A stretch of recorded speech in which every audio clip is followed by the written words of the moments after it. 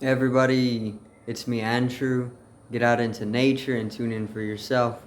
Resonate with the Earth's electromagnetic field via 432 Hertz, the universal frequency. Balance out psychologically and emotionally and further strengthen your brain and your heart's coherence as well. Get a plant-based diet going for yourselves today and nurture yourself right back into life. We are literally herbivores in our nature. Further balance out your physical body's pH level and to get with alkalinity. Then you can generate some static electricity, send me some love telepathically, set attention to your mind, and set intention to communicate. That is all there is to telepathy. You are now tuning in to Great Days. So I'm going to talk on inner divinity and being children of the cosmos this evening. Okay, I'm gonna pretty much simplify this whole understanding up for everybody, for whoever doesn't understand it or hasn't heard the message yet. I'm gonna go into this, okay, because it's very very simple.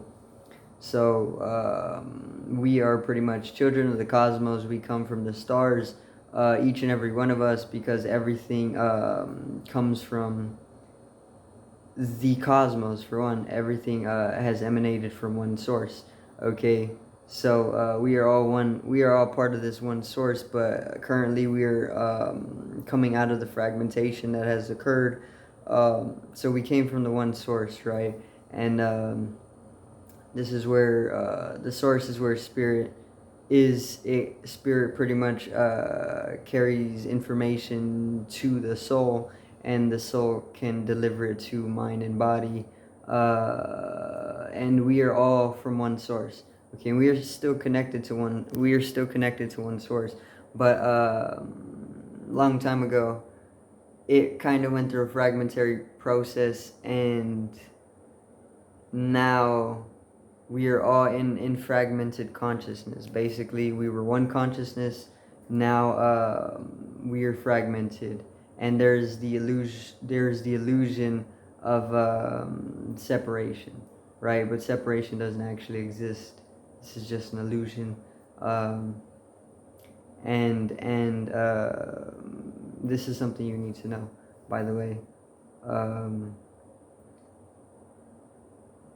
so we went through this fragmentation, right? And now our consciousness, it's kind of fragmented, but it's still also one, because the thing about it is, even though it goes through the fragmentation process, it is still one consciousness, because consciousness is non-existent, doesn't exist.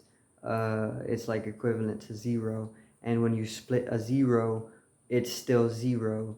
So you can split zero infinitely, and it's going to be able to divide itself, but it's going to remain the same throughout the division of it.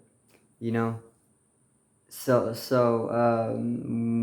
are all one we are all one consciousness, and even though we went through the fragmentation, it is just an illusory concept that we are um, playing along with as God, to basically entertain ourselves, okay, throughout the entirety of Brahman's life.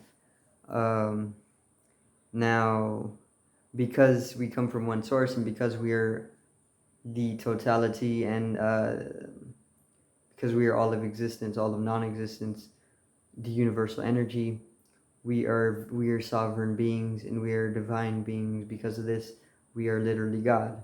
Okay. And once you start understanding this, once you start understanding the nature of this, it's going to reveal itself to you more and more, in a very, very, very intimate way, or a very sincere way.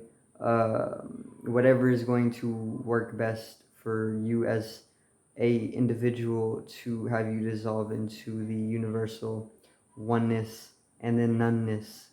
Um, so then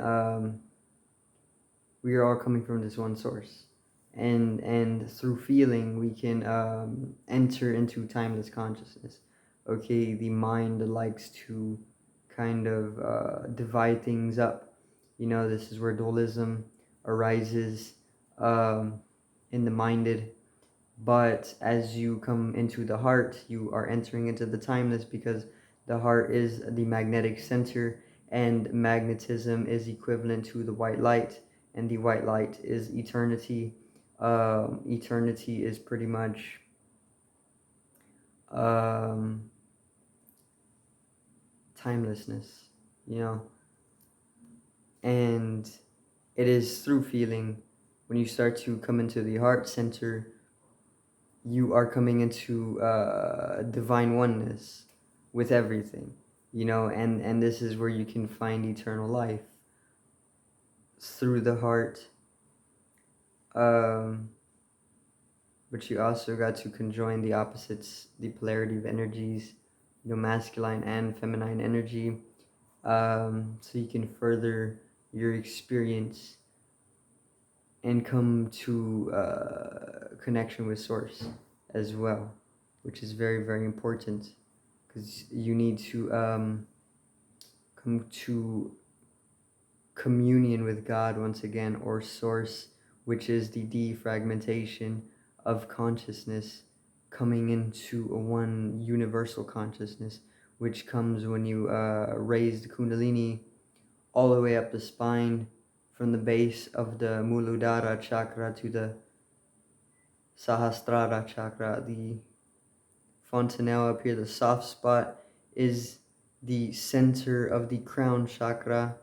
And when you get kundalini energy raised all the way up to the crown, the thousand petaled lotus opens up, and you are able to ascend into a new octave of dimension or existence. Okay, you're able to transcend the flesh in this way, and you attain to cosmic consciousness, universal consciousness, Christ consciousness, and this is most definitely a divine experience. Okay, and this is something that we can all do, and it starts by looking within yourself. Okay, they distract people, they keep them looking outside themselves, so you will be lost in life. Okay, and you're miserable because you're not living within yourself. All right, not that it's impossible to be absolutely blissed when living outside yourself, but they're keeping you away from integrating the unconscious into consciousness, you know, and they are keeping you away from self-realization by outside distractions, okay, and unessentialness and unprogressiveness and unexpansion of consciousness, or keeping you away from the progressive nature of consciousness and evolution by entertainment and triviality, so you got to really try to give some of this up, and you got to look within yourself more often. Give up technology too, because technology is part of it. Even though it can help with evolution, it can also be very distracting as well, especially with all of the different information coming in and out of the phone. The phone is a portal to the fourth dimension. Okay, this is why we're able to view the timeline seamlessly through the phone, where multiple realities are held, beyond the time. It's fourth dimensional. Except for the future, we can't go into the future or yet with the phones. Not until they're built with 0 point energy, and then the whole thing is running on 0 point. Then we'd be able to do this, but not yet. And there's a reason for that. But give up technology to look within yourself a little bit more often. If you meditate, you can most definitely tune into the cosmic network, which is much, much more of a much more higher intelligence than the internet that I'm using right now. So you got to do that for yourself, because it is a necessity. to start the process of integration for oneself.